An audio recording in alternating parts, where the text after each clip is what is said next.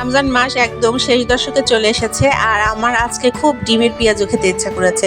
আসসালামু আলাইকুম বন্ধুরা, আমি সিরাজু মনিরা আজকে আবারও চলে এসেছি আপনাদের সামনে ডিমের পেঁয়াজু কিভাবে বানাই সেই ইজি রেসিপিটা উপস্থাপন করব। প্রথমে আমি 3টা ডিম সেদ্ধ করতে দিয়ে দিলাম এবং সেদ্ধ করার পরে ডিমগুলো আমি খোসা ছাড়িয়ে নিব এবং তারপরে টুকরো করে নিব। আমি 2টি অংশে ভাগ করে নিব এবং তারপর ডিমটা একটা আলাদা প্লেটে করে রেখে দেব।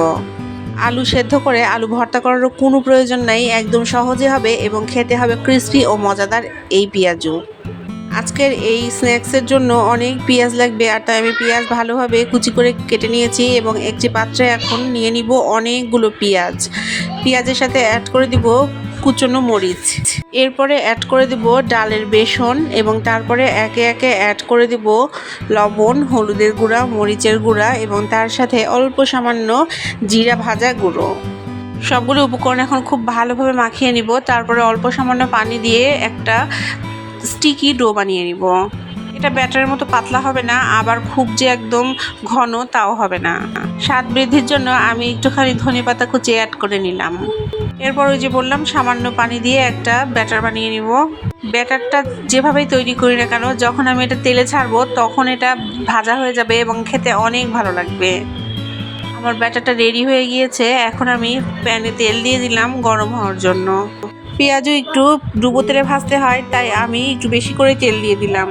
এখন ডিমের একটি সিদ্ধ অংশ নিয়ে নিলাম এবং তার উপরে দিয়ে দিব এই মাখিয়ে রাখা ব্যাটারটা। এই মাখিয়ে রাখা ব্যাটার দিয়েই আমি 2 দিকটা কাভার করে নিব এবং তারপরে আমি ডুবো তেলে ফ্রাই করে নিব। এমন ইজি এবং এত চটজলদি বানানো যায় যে একদম মুহূর্তের মধ্যেই আপনি এই পেঁয়াজুটা বানিয়ে খেতে পারবেন, এমনকি অতিথিকেও আপ্যায়ন করতে পারবেন।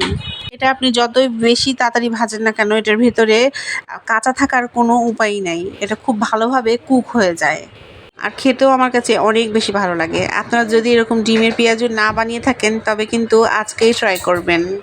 ইফতারির প্লেটে ছোলা এবং মুড়ির সাথে এই পেঁয়াজু আপনি অনায়াসেই সার্ভ করতে পারবেন, এমনকি পোলাওয়ের সাথেও কিন্তু আপনি এই পেঁয়াজুটা সার্ভ করতে পারবেন। আর দেখেন কি দ্রুত ভাজা হয়ে গিয়েছে, কড়াইতে ছাড়ার সাথে সাথে এটা রান্না হয়ে যায়। আর কতটা ওয়েল কুক হয়েছে সেটা আমি একটা বড়া ভেঙে আপনাদেরকে অবশ্যই দেখিয়ে দেব। আজকের ডিম পেঁয়াজুর এই ইজি রেসিপিটি যদি আপনাদের একটু ভালো লেগে থাকে তবে অবশ্যই পুরো ভিডিওটি দেখবেন এবং একটি গঠনমূলক কমেন্ট করে যাবেন।